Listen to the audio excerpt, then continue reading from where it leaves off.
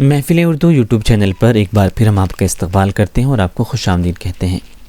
अज़ीज़ तलबा, आज हम NCERT उर्दू क्लास 8 के लेसन नंबर 5 यानी सबक नंबर 5 को पढ़ेंगे, जो आपकी सबक में शामिल किताब अपनी ज़बान से लिया गया है। सबक का नाम है हाकी और हाकी का जादूगर। स्क्रीन पर आप देख पा रहे हैं। तो चलिए देर ना करते हुए आपका आज का सबक शुरू करते हैं और उम्मीद करते हैं कि आपने पिछले सभी असबाक को पढ़ लिया होगा, उनका होमवर्क वगैरह मुकम्मल कर लिया होगा। अगर अभी तक आपने इस चैनल को सब्सक्राइब नहीं किया है तो कर लीजिए, क्योंकि आपकी सारे असबाक की वीडियोस यहीं पर अपलोड होती हैं और घंटी का बटन दबाने से आपको फ़ायदा ये होगा कि जैसे ही आपकी ऑनलाइन क्लास शुरू होगी आपको नोटिफिकेशन मिल जाएगा। तो चलिए सबक को पढ़ लेते हैं। सबक का नाम है हाकी और हाकी का जादूगर। ठीक है। फुटबॉल, वॉलीबॉल और क्रिकेट की तरह हाकी भी मैदानी आउटडोर खेल है।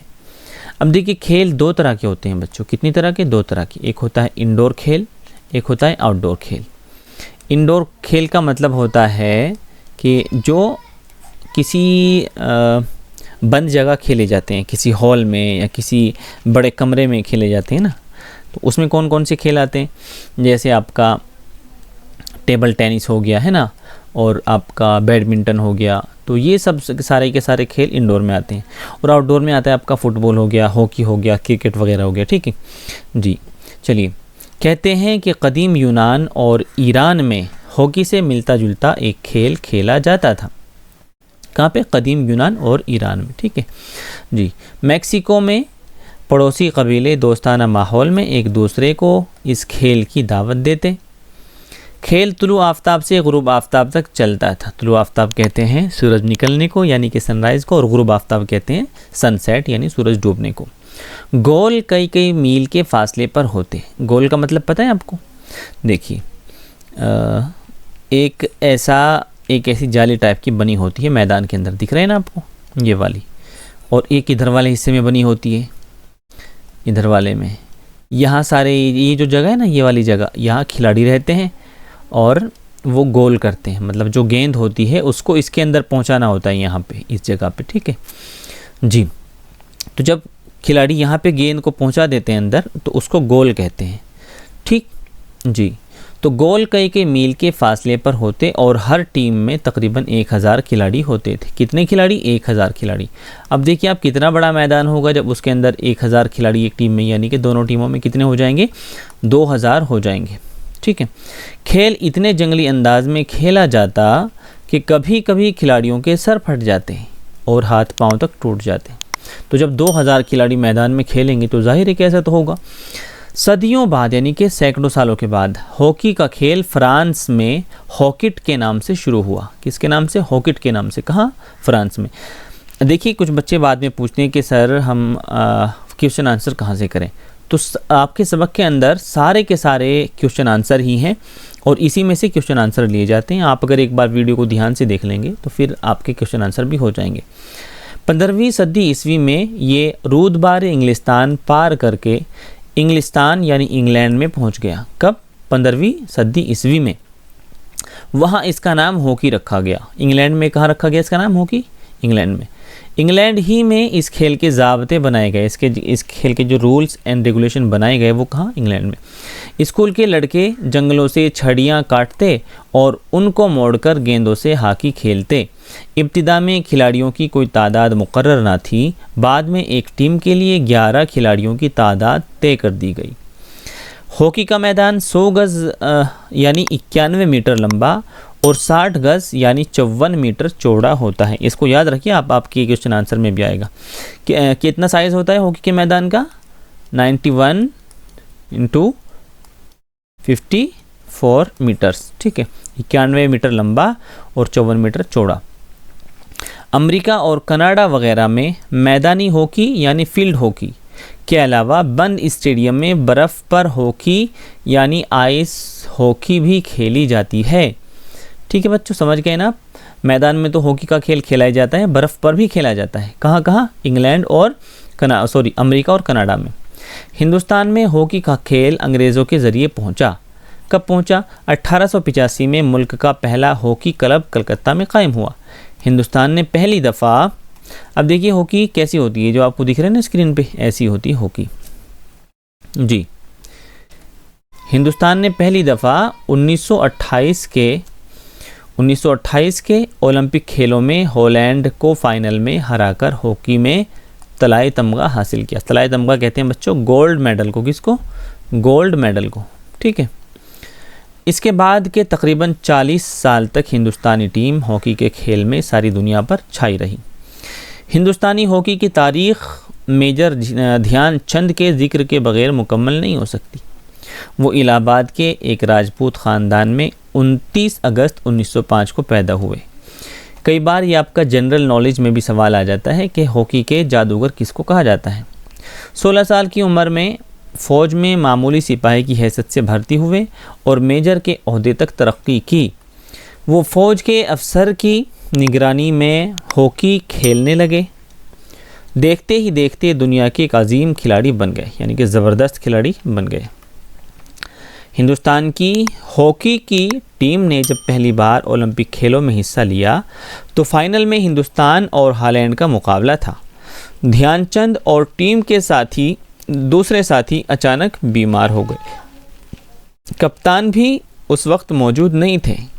टीम के मैनेजर ने करो या मरो का नारा दिया। ध्यानचंद को तेज़ बुखार था, लेकिन उन्होंने सोचा कि मैं तो फ़ौजी हूँ और एक फ़ौजी को दलेरी के साथ जंग में जाना ही चाहिए। चुनांचे हिंदुस्तानी टीम तमाम ताकत बटोर कर मैदान में कूद पड़ी। बटोरना कहते हैं कि चुन चुन कर इकट्ठा कर लेना जी। आइए अगले पेज पर आ जाइए। इस मैच में हिंदुस्तान ने हॉलैंड को 3 गोल से हराया, जिनमें से 2 गोल ध्यानचंद ने किए थे। 1936 के बर्लिन ओलंपिक मुकाबलों में ध्यानचंद को हिंदुस्तान की हॉकी टीम का कप्तान चुना गया। फाइनल मुकाबला हिंदुस्तान और जर्मन की टीमों के दरमियान था। ये मुकाबला बड़ा सख्त साबित हुआ। मैच के दरमियान गेंद हर वक्त ध्यानचंद की हॉकी की स्टिक के साथ चिपकी रहती थी। गेंद को अपने काबू में रखने के इस अजीब तरीक़े को देखकर तमाशाई हैरान रह गए। मुकाबले का इंतज़ार करने वाले कुछ लोगों को ये शक होने लगा कि कहीं ध्यानचंद की स्टिक में कोई ऐसी चीज़ तो नहीं लगी है जो गेंद को अपनी जानिब खींचे रहती है। चुनांचे ध्यानचंद को दूसरे स्टिक से खेलने के लिए कहा गया। दूसरी स्टिक से भी ध्यानचंद ने धड़ाधड़ गोलों का तांता बांध दिया। अब जर्मन हुकाम को यकीन हो गया कि जादू स्टिक का नहीं बल्कि ध्यानचंद की लचकदार और मजबूत कलाइयों का है। वहाँ के तमाशाइयों ने उसी वक्त से ध्यानचंद को हॉकी का जादूगर कहना शुरू कर दिया। इस ओलंपिक में हिंदुस्तानी टीम ने कुल 38 गोल किए, जिनमें से 11 अकेले ध्यानचंद ही ने किए थे। सारी दुनिया में मशहूर होने के बाद भी ध्यानचंद में कभी भी गुरूर पैदा नहीं हुआ। वो कहते थे, हॉकी के मैदान में जो थोड़ी बहुत खिदमत मुझसे हो सकी है उसका सबब है मेरे मुल्क के बाशिंदों की मुझसे मोहब्बत। मेजर ध्यानचंद नौजवान खिलाड़ियों से हमेशा यही कहते थे कि ज़ाती शोहरत या नाम के लिए नहीं बल्कि पूरी टीम को यकजान होकर खेलना चाहिए ताकि मुल्क का नाम रोशन हो। हॉकी के जादूगर का इंतकाल दिल्ली में 3 दिसंबर 1979 को हुआ। ठीक है बच्चों जी। तो ये था आज का आपका सबक। इसको किसने लिखा है? इदारे ने लिखा। अब वर्ड मीनिंग कर लीजिए, क्योंकि शब्द अर्थ किसी भी पार्ट का सबसे इम्पोर्टेंट क्या होता है? हिस्सा होता है। ठीक है बच्चों, क्योंकि जब तक शब्द अर्थ आपको याद नहीं होंगे तब तक सबक आप समझ नहीं पाएंगे, इसलिए इनको नोट कर लीजिए, ये आपका होमवर्क भी है। कदीम कहते हैं पुराने को और कबीला कहते हैं मुश्तरका नस्ली खसूसियत रखने वाला गिरोह। तुलु आफ्ताब कहते हैं सूरज के निकलने को। ठीक है बच्चों जी। और गुरूब आफ्ताब किसको कहते हैं? गुरूब आफ्ताब कहते हैं सनसेट को, यानी कि सूरज के डूबने को। ठीक है।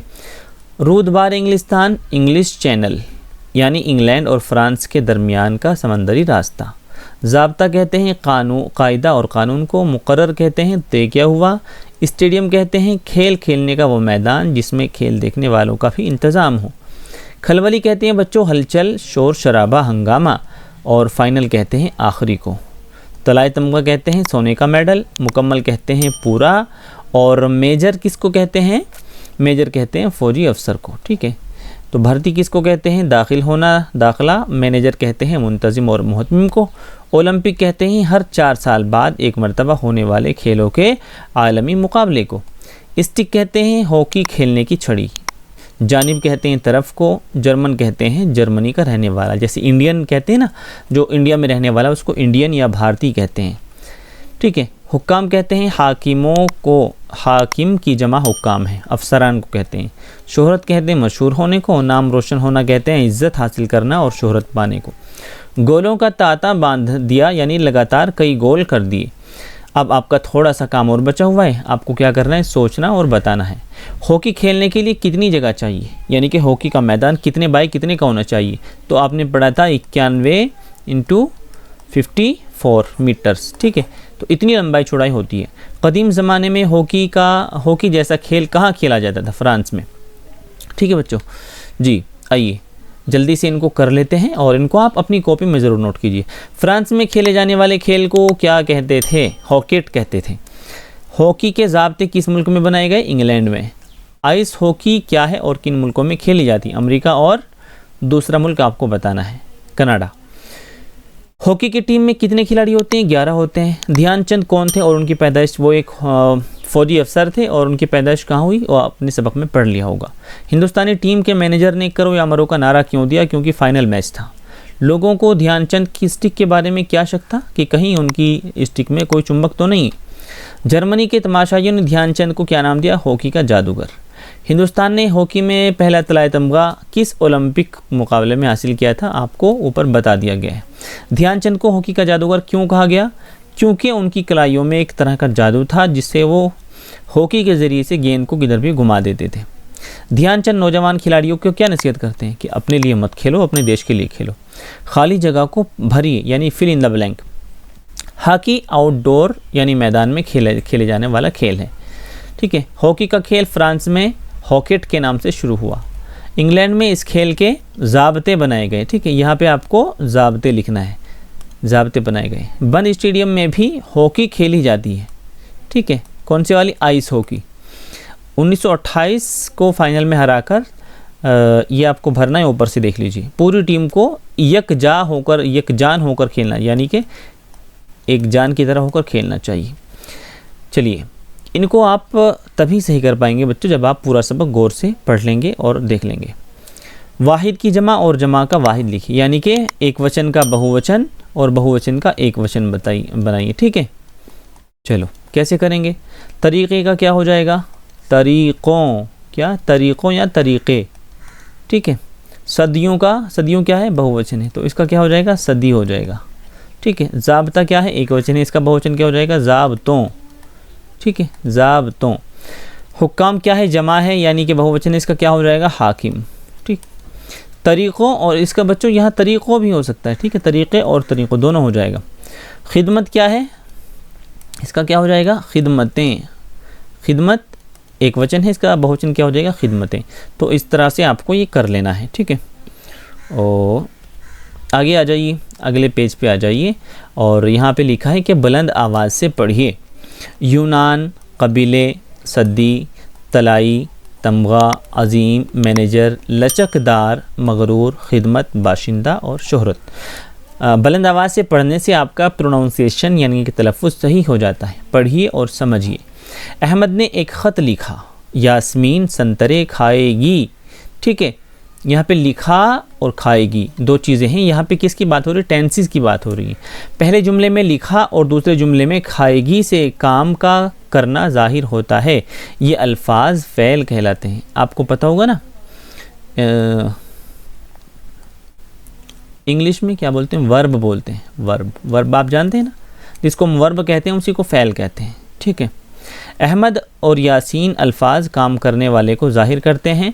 जो लफ्ज़ काम करने वाले के लिए आता है उसे फ़ाइल कहते हैं। हिंदी में क्या बोलते हैं? इसको कर्ता बोलते हैं, यानी कि कार्य करने वाला। इन जुमलों में फ़ैल और फ़ाइल के अलावा कुछ और बातें कही गई हैं। पहले जुमले में लिखने का असर ख़त पर और दूसरे जुमले में खाने का असर संतरे पर होता है। लफ्ज़ ख़त और संतरे इस्म है। इस्म किसको बोलते हैं बच्चों? नाउन को बोलते हैं। किसको? नाउन को बोलते हैं। और नाउन को ही हिंदी में क्या बोलते हैं? संज्ञा। ठीक है जी। जिस इस्म पर फ़ैल का असर ज़ाहिर होता है उसे मफ़ऊल कहते हैं। ठीक, अब ये सारे के सारे क्या ग्रामर की बातें हैं। जब हम ग्रामर पढ़ेंगे तब इसको फाइनल करेंगे।